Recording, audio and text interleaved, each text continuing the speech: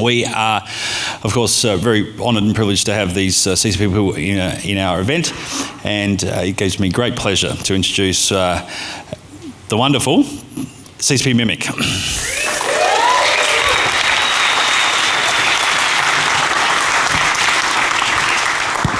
Hello. The problem with doing this after the trailers, I'm still covered in goosebumps, so just bear with me.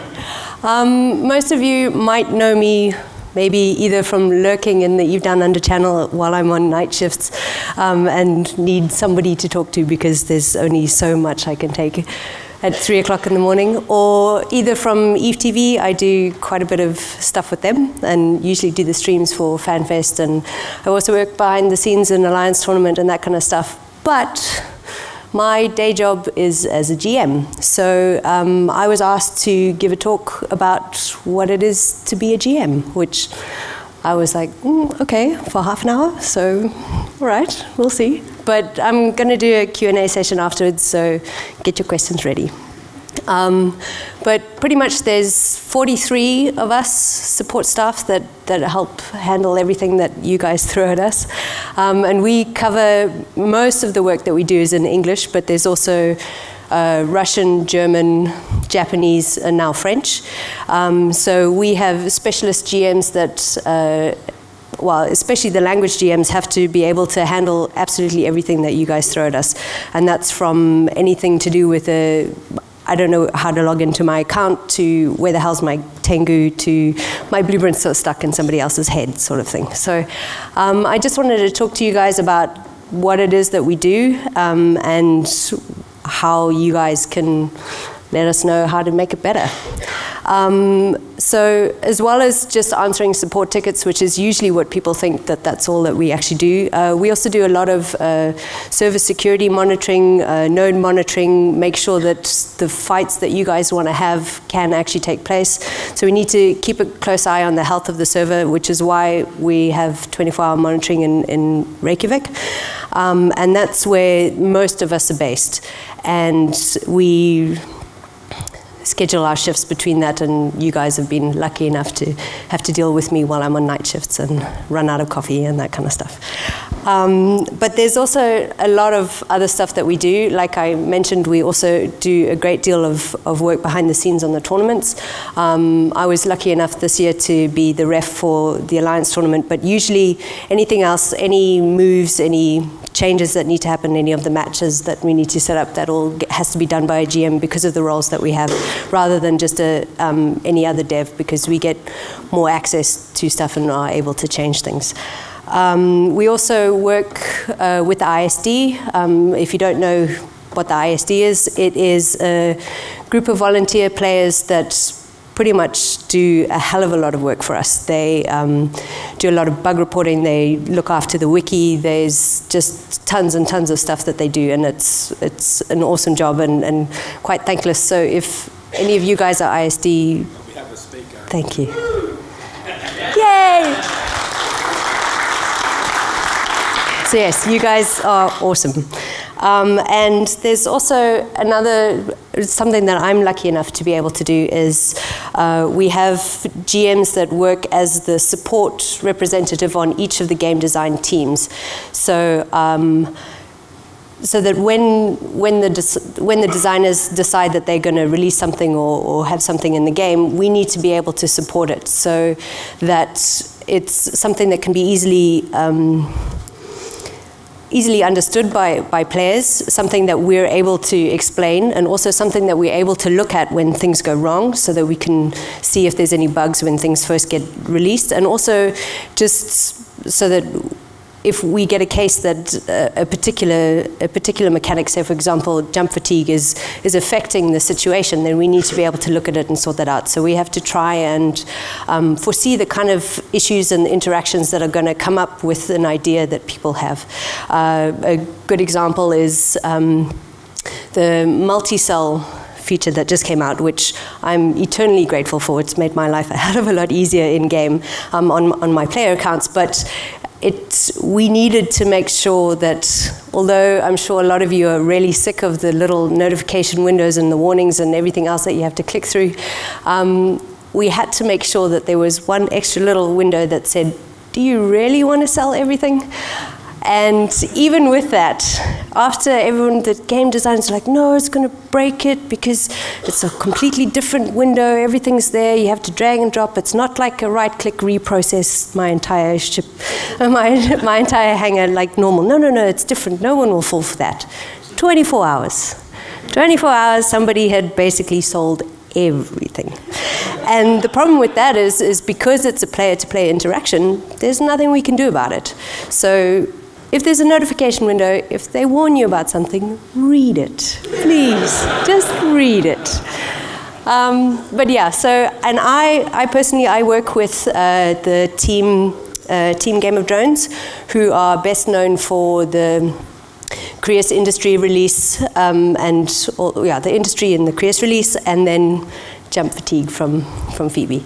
There's a lot of other things that they've come across, but that's what you'll know them for. So, yeah. And there's also, we do quite a bit of work with, or at least we're starting to change things in a much more positive way now that we've got a much stronger and a much more balanced working relationship between customer support and the developers, is being able to take feedback directly from the players to them. Unfortunately, I've had this conversation with a few people already at last night's reception, was the fact that a lot of people unfortunately don't like taking their unique ideas to the forums, and simply because of the way that it's like, you think it's a great idea, but everybody else is going to hate it. So, but as Rise was saying earlier, with feedback and their need for it, is the fact that we need to know stuff from you guys about how you play the game and the little unique situations that you have.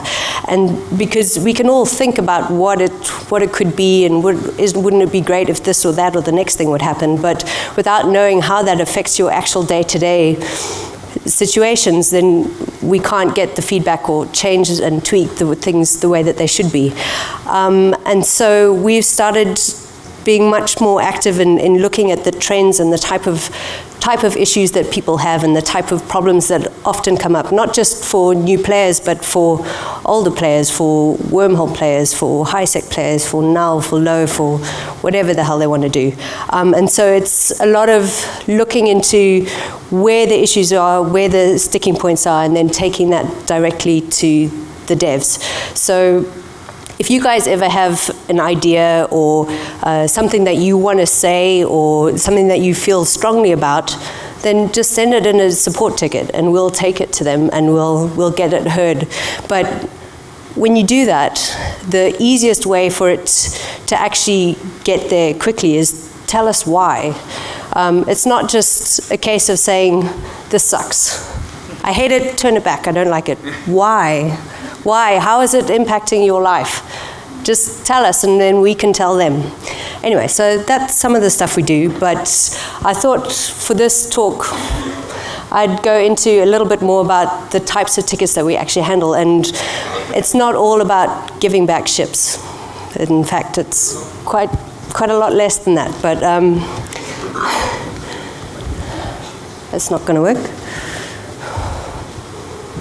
Or I'll just press the button. No? It's okay. It's a feature. Working as intended, indeed. It was because it was minimised when we played the video. It was our fault. Oh, okay. So now does it work? Hey. Okay, well this is just a snapshot of all the tickets that we received since the beginning of January, because I just wanted to be able to put in the industry and Creus stuff in there as well. And as you can see, like almost half of it is gameplay related. I've taken out the specifics that are for the languages. I mean, Russian obviously is the largest, and then German. Japanese is pretty tiny, and so is French because it's only since Phoebe. But billing covers anything to do with, I can't log into my account to where are the clothes that I bought that aren't in my redeeming system, or all those kind of things where it's it's not necessarily to do with your character or the way that you play the game, but more about your account. And gameplay, as you can see, is the largest part of it. And that's something that I'm going to talk about because I don't tend to handle billing tickets. I mean, I do, but I focus mainly on gameplay. And the other section is stuff that people have just filed incorrectly. And the thing is that we do then filter it, but at the time that I made this snapshot, that's how many of them were still sitting in the wrong place. And I'll get onto why it's important in deciding what something is and how that can make it easier for you guys. As you can see, it's only about, I think it's 12 to 18% of our tickets are actually reimbursement requests, and that covers pretty much not just ships, but a lot of the stuff that we handle is just there's something wrong with my structure. Somebody stole stuff from the corp because apparently my roles are incorrect, or there's a lot of different stuff and things that we have to know and have to handle. The bright red one is the offensive behavior and harassment. And although that is split into a couple of things, this is actually now will cover offensive corp names to character names that you want changed, or this guy said nasty stuff about my mum, or whatever, that kind of stuff. And this is the part of the game that's more I don't know, I guess self-policing.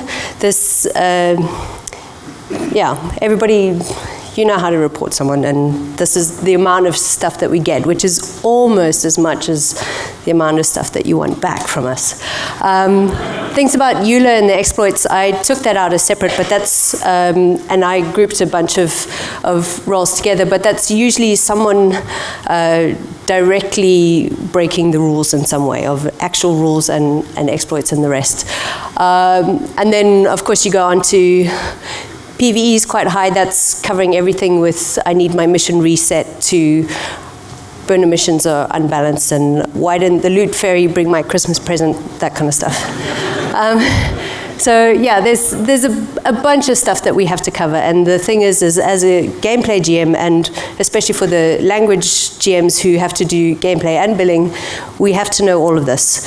And so we do all actively play the game as much as waking hours allows, because we need to know this. And now that they've decided to change everything to a 6-week release cadence, we need to know all of it as before it gets to CC, and then on CC and tested, and so it goes on. So it's a never-ending learning curve, but it's something that we need to know.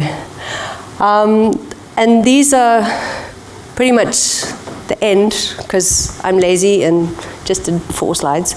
But this is like the tickets that we get. And as you can see, at every single release, we get a spike, especially when it came to Creus, which was not as much fun as we would like. Unfortunately, there were a few issues with blueprints being stuck, or not enough space in the container, or just general, why can't I have this? Or the fact that we had to manually move and deliver all of the Titans. But that's a whole nother story. But the thing with that is, as you can see with the number of tickets that we answer, as you can see, that also spikes. And that's usually just the amount of people that are on shift at the time. But there are higher spikes, and that's because we do crunches. And we basically, especially before a release, we need to make sure that we're in a good position to be able to handle the huge big influx of stuff. And I updated these graphs yesterday, but I forgot the fact that I'm 11 hours out of date or time or whatever from everybody else. But the queue, the GMs back home did a crunch yesterday, I guess, or the day before, forgotten, and slashed the queue by 75%. So your response time is probably going to be much higher than it usually is, because we try to keep what we call everything in the green. We want to have it so that nothing sits there for too long. Simply because although we have a thing that reimbursement is within, like a situation had to be within the last 7 days, then you report it, it's just not good support to have to sit and wait to find out what the hell is going on. Like, I asked a question 3 days ago. This is having a direct impact on what I want to do every day, and that's not what we want. So I wanted to get into a little bit about what you guys can do to make it easier for us to keep the speed up. And one of the things is, I'm not saying don't rage. I'm not saying that at all. There's just always going to be a situation where you're frustrated, and the easiest thing to do is just tell us why, please. Not just, where the hell is my ship? Which ship? Like, you can look at the time that the ticket was submitted, but like your average ganker, he loses a ship every 25 minutes. Like, which one do you mean? And he's always flying a thorax, so you never know which one it's going to be. So just tell us what it was that is the issue, why you think that we need to sort something out. Because just because, oh, I lost a ship, I'm going to file for reimbursement. Well, why should you get your ship back? The thing is that, as any of you who, of course, in your spare time have read through the EULA many, many times, know that, I mean, this is Eve. It's supposed to be hard. You're supposed to shoot each other in the face, and you're supposed to lose stuff. That's the point. But there are some situations where things are unfair. Things have not gone the way that should have been. Something happened, and yeah, the server goes down, or there's a glitch, or there's a something, and that's not your fault. It's something that's beyond your control, and therefore you should have your stuff back. The thing is that making it easier for us to quickly spot exactly what the issue is. For example, I was flying along, I jumped through a gate, and none of my modules would turn on. Well, that's great. Tell us which gate you were jumping through so that we can look in the logs immediately and spot that, and that saves half an hour of waiting. Yes, you might have been sitting in the queue for a day already, but that half an hour makes a big difference. And also just being able, for us to be able to quickly speed up the amount of time that we need to put into an investigation, because we do have to go into every single one, and we have to read through the logs, and we have to be able to verify absolutely everything that happened. We need to know this kind of information. So don't just rage and say, give it back. Give what back? Why? Why do you think that you are entitled to what it is? And as you saw from the number of tickets that we get, it's not all about reimbursement. If you guys have got a question about how something works, ask. We'll tell you. I mean, I certainly for the first couple of months, or first year, I suppose it would be, I spent a great deal of time just explaining how the broker system works, because unfortunately, the tutorial doesn't help with margin trading, and that's part of the game. But it's one of those things that people just don't seem to grasp, or there are some issues that just don't seem to make sense. And why is this the way that it is? Why is that the way that it is? We got a ticket the other day, which we probably spent far too long trying to decide on how we'd actually answer it, where someone was asking us how we could justify that the stars are as old as they are.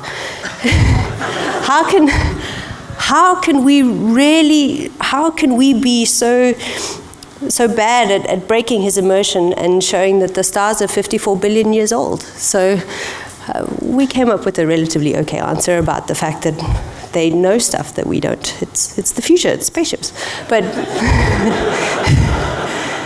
it was a bit more involved in that. But yeah, we get a variety of stuff, and it's always nice to have real stories about real stuff, because we do, I mean, there is often the perception that GMs are just sitting there pressing buttons and they don't actually care about what's happening. But we play the game. We know what it's like, and we want to keep it the way that it is, because we do this because we like this game. It's as simple as that. This is Eve. This is what we do, and this is what we love.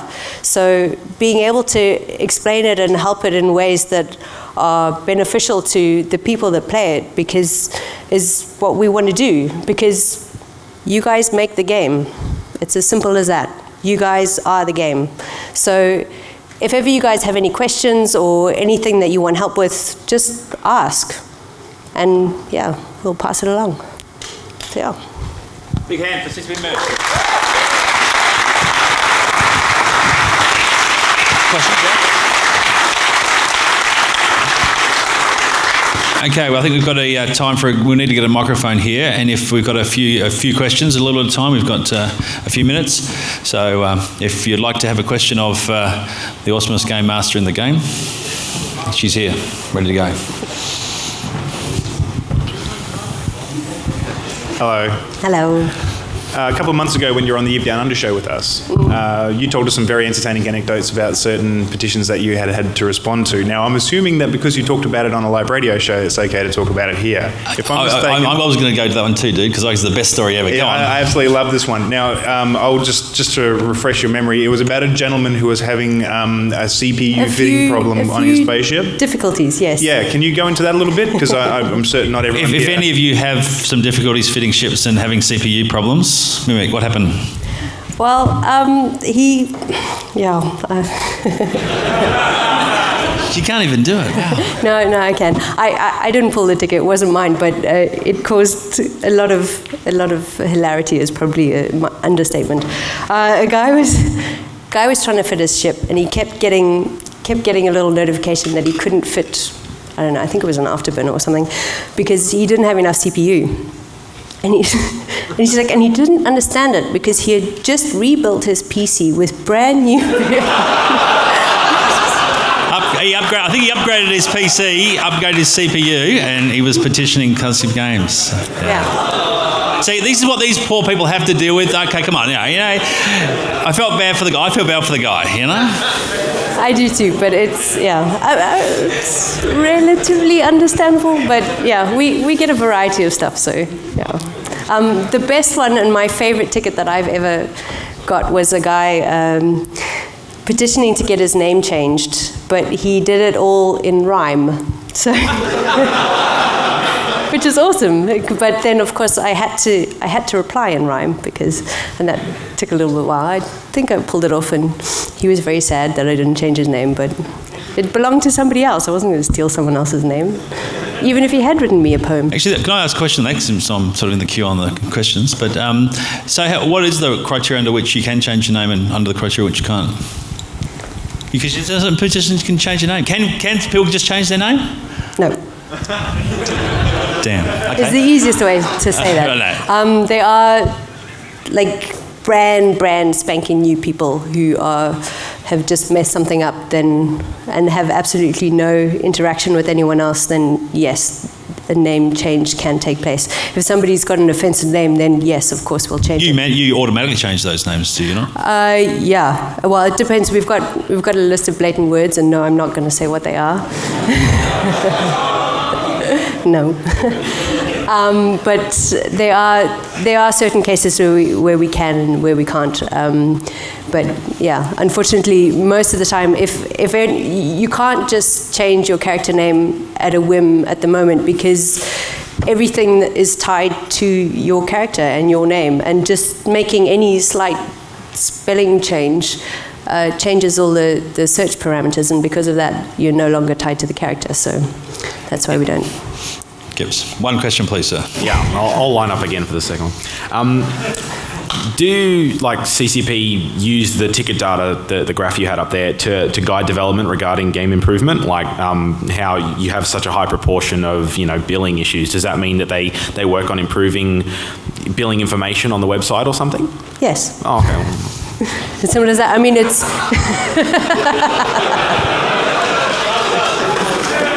Well, it would just be a bit stupid if we didn't. I mean,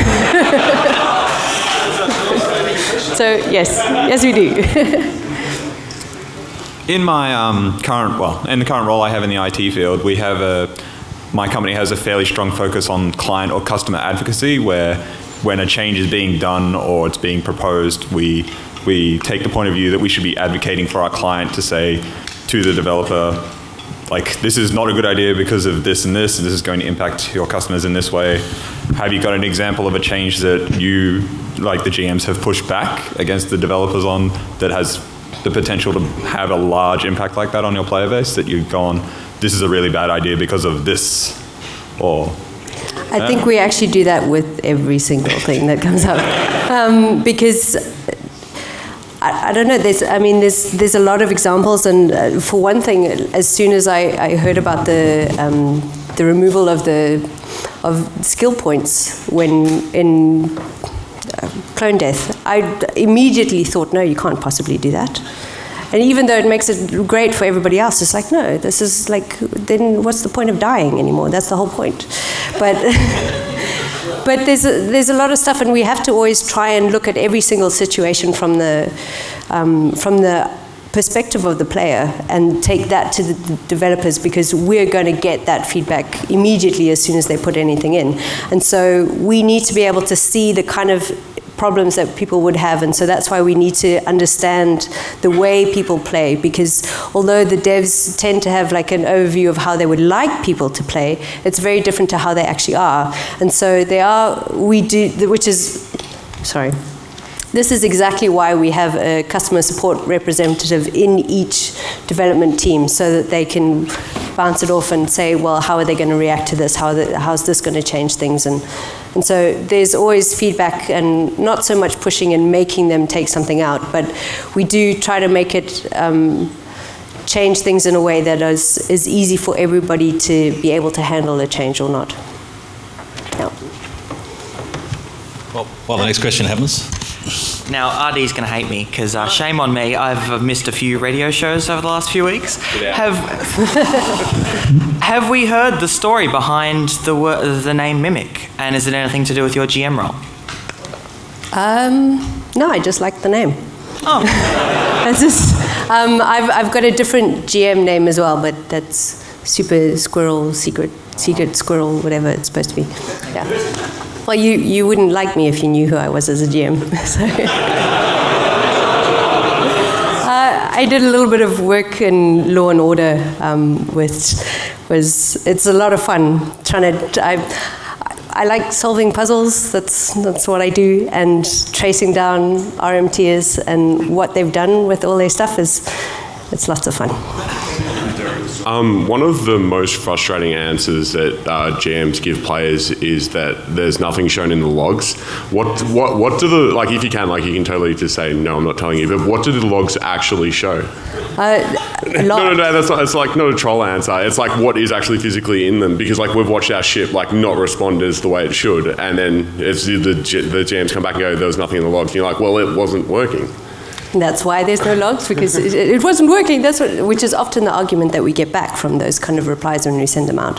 A great deal is shown. It wasn't always this way. I was lucky enough to join just after they'd updated the logs that we had available, and so we can see pretty much any change of direction, any distance that you were from a particular thing, the amount of time that it takes to cycle any of your modules, what everybody else is doing in relation to you, everything that the NPCs are doing, their speeds and all the rest. But when it comes to a case where the logs don't show anything, it's not that we're not looking for it. That's what we want to do, is give it back. But the problem is that we can't see what your screen is showing.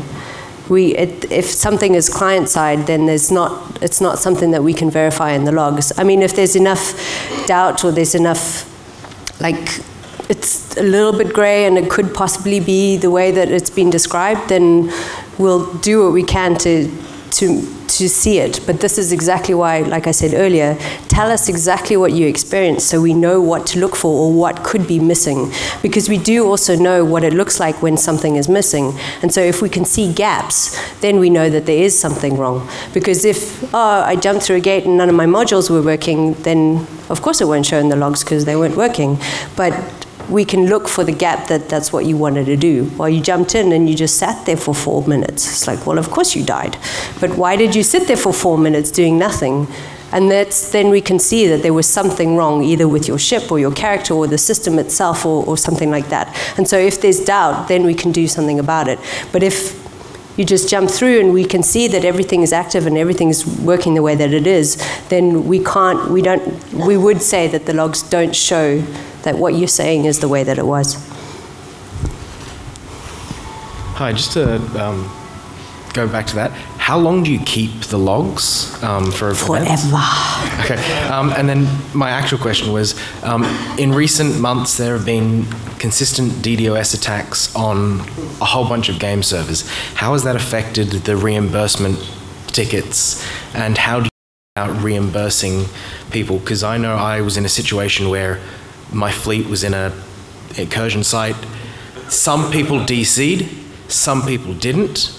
Because they DC'd, they lost their ship, the fleet died, but those people who didn't DC took advantage of the situation and of stole everybody else loot. sitting around, yeah. Yeah, so how does that affect your In a work? situation like that where there's a verified server issue, then it's as it says in the EULA and in our reimbursement policy, if there's a server issue, we would reimburse. But like somebody else, there's been an interplayer interaction. So while the person who stole something, technically it's game mechanics, it's legal, but it's not the person who lost its fault. But the thing, yeah, I know, but there's also a difference between what actually gets given back. So anything that's actually in the game doesn't get duplicated. Like if something is destroyed, then it gets given back. But if their wreck happens to still be there, then great, we can give you the stuff that was destroyed in the wreck too. But it all depends. Sorry? You're asking about the loot drop, right? Yeah. Someone stole it. He's asking about the loot, yeah. It's getting a bit specific about his particular issue. Maybe you can talk to Mimic afterwards, but the concept is that you're trying to be fair, yeah? Yeah. It's obviously we've had some DDoS attacks. Has that made you get a whole bunch of petitions and that just ups your workload, yeah? It makes for interesting times. It's very, very frustrating being able to, having to deal with those kind of things, because although it's something that's much easier and quicker to investigate, the fact that it spikes the number of tickets that we have to handle, it pushes everybody else with everything else that wasn't a reimbursement request, makes them have to wait for a week or whatever, which is just awful and shouldn't happen. And yeah, down with DDoS. All right, so I've got a question about account management and character transfer.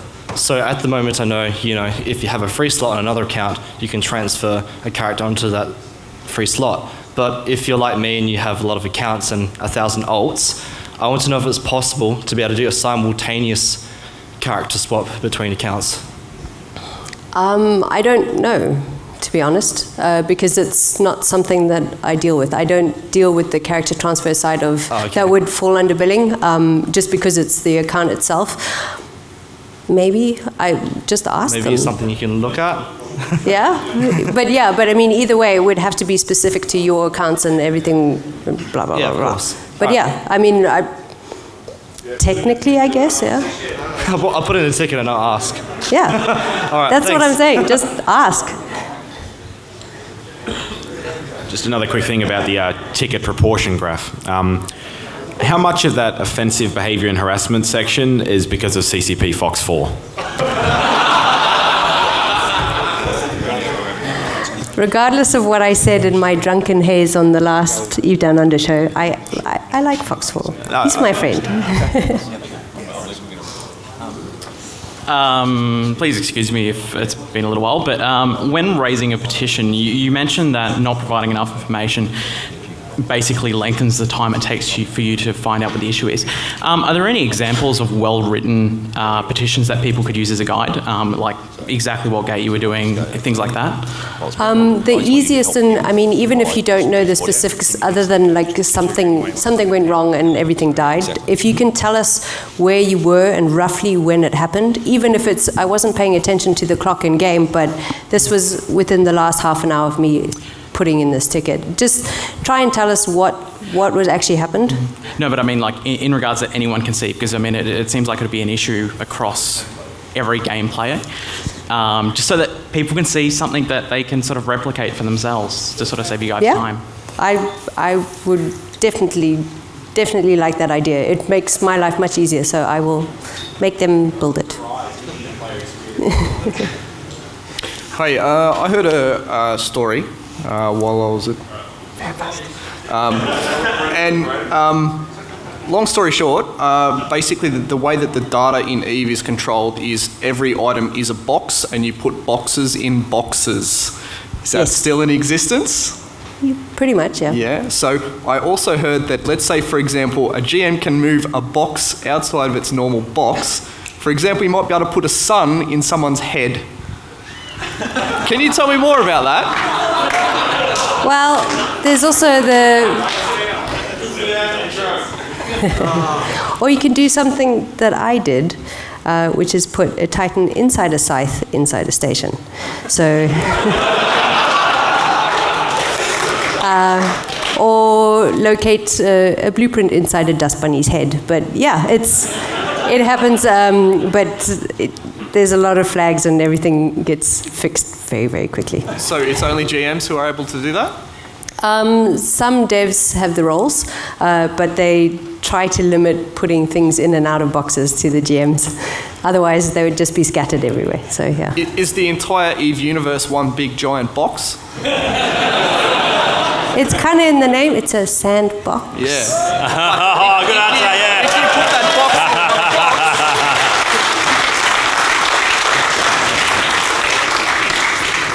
Okay, any more questions for CCP Mimic? Obviously, she's around the whole time, and she's more than keen and happy to talk to anyone and everybody.